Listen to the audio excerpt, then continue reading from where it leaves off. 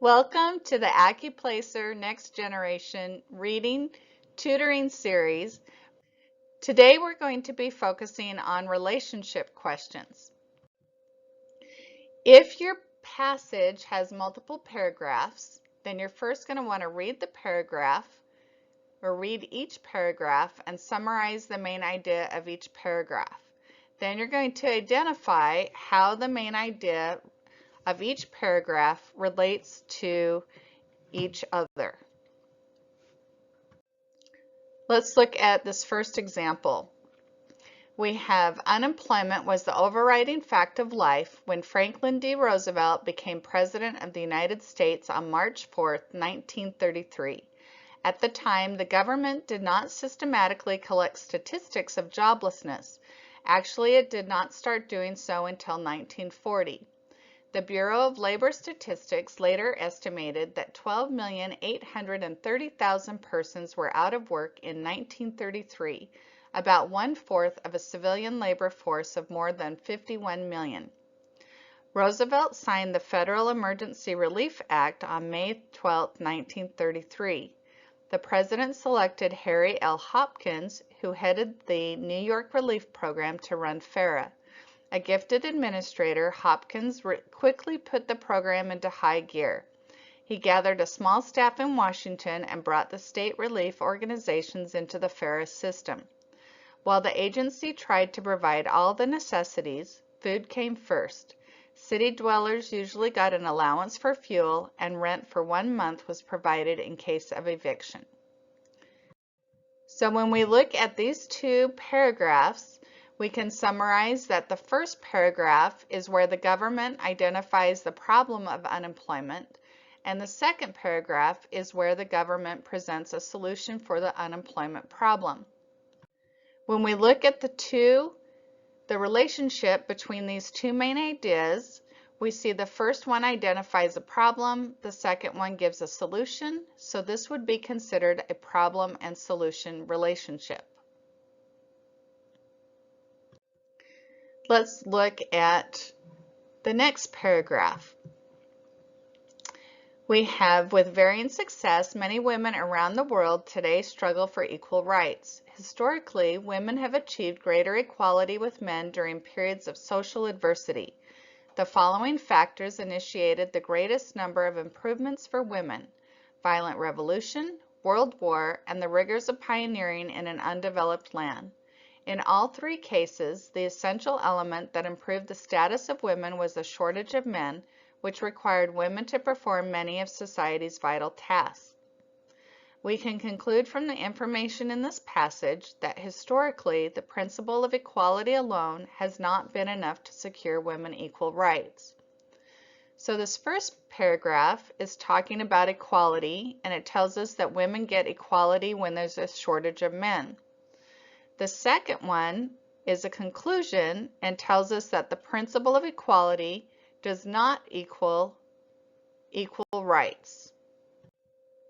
So this would be considered a conclusion relationship, and we have the key word conclude to give us a hint that this is going to be a conclusion relationship. So the first paragraph is telling us that women gain equality when there's a shortage of men. And that tells us that we can conclude that women do not get equal rights just because it's the right thing to do.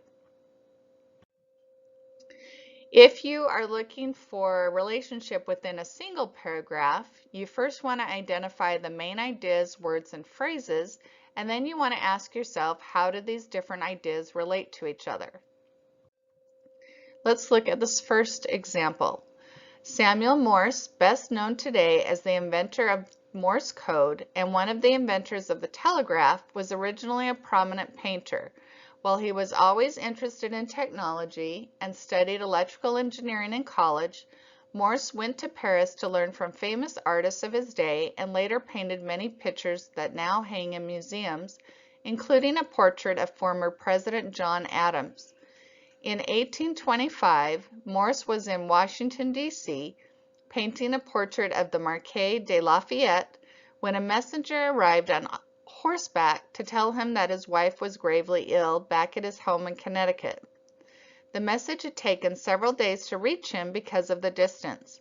Morse rushed to his home as fast as he could, but his wife had already passed away by the time he had arrived. Grief-stricken, he gave up painting and devoted the rest of his life to finding ways to transmit messages over long distances faster. So we can summarize this paragraph by saying that the death of his wife caused Morse to quit painting and work on ways to communicate over long distance, including creating the Morse code and the telegraph. So this would be an example of a cause and effect relationship. The cause, or the first event that occurred, is the death of his wife, and that caused the second thing to happen, which is the effect or the result, and that would be for him to invent the telegraph and Morse code. Whenever you have a cause and effect relationship, you're going to have a first event that causes or triggers a second event to happen. Now let's look at, we're just going to compare sentences. So this would be the same as if you had already summarized paragraphs to main ideas, and looking at comparing the two ideas to look at different types of relationships. This first example, we have the Midwest is experiencing its worst drought in 15 years. Corn and soybean prices are expected to be very high this year. This is going to be a cause and effect relationship. The drought is causing crop prices to be high, and we can also reverse that by saying crop prices are high because of the drought. So this is one of the ways that you can test a cause and effect relationship. You have the first event causes the second event to happen, or you can reverse it and say the second event happened because the first event happened. Let's look at the next example. While most people think of dogs as pets, some dogs are bred and trained specifically for certain types of work. The bloodhound's acute sense of smell and willing personality make it ideal for tracking lost objects or people. This is an example relationship. The first sentence is giving us some general information about dogs being trained for work, and the second one gives us specific information about the bloodhound dog, and it can be trained for work to track objects and people. So an example relationship is going to be general at the beginning and specific for the second. Oftentimes with example relationships, you'll have a paragraph where the first sentence will be a generalized main idea, and then you will have a variety of specific examples throughout the rest of the paragraph. Let's look at the next example. Studies show that the prevalence of fast food restaurants corresponds with the rates of obesity in both children and adults. Obesity is now on the rise in countries where fast food restaurants are becoming more common. So this is this relationship could be repeats the same idea, reinforces the first, says basically the same thing. What it's basically saying is that both of these sentences are saying the same thing. The first one says fast food equals obesity. The second one says obesity comes from fast food. They're saying the same thing, so that's a repeats the same idea type of relationship. Let's look at the next one. Compared with the rest of the country, North Dakota has a thriving economy, making it a place where more people want to live.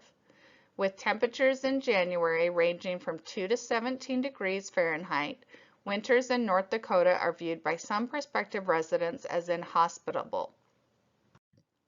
This is a contradiction relationship. The first sentence says North Dakota is a great place to live. The second sentence says North Dakota is an awful place to live. They're saying the opposites. So whenever you have opposites, that's going to be a contradiction. Let's look at one more. According to the American Sleep Disorders Association, the average teenager needs around 9.5 hours of sleep per night, possibly because critical growth hormones are released during sleep.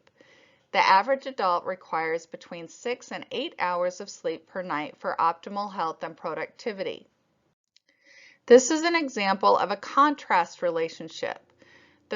Both sentences are talking about sleep, but the first one is telling us how much sleep a teenager needs. The second one is telling us how much adult needs. So they're comparing the amount of sleep needed for teenagers versus adults.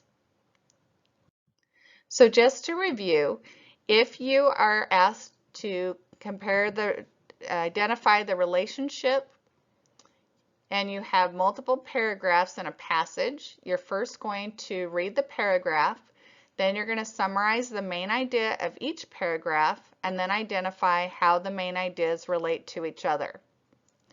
If you are asked to identify a relationship within a single paragraph, then you're going to identify the main ideas, words, and phrases within that paragraph, and then ask yourself, how do these different ideas relate to each other to determine the specific relationship?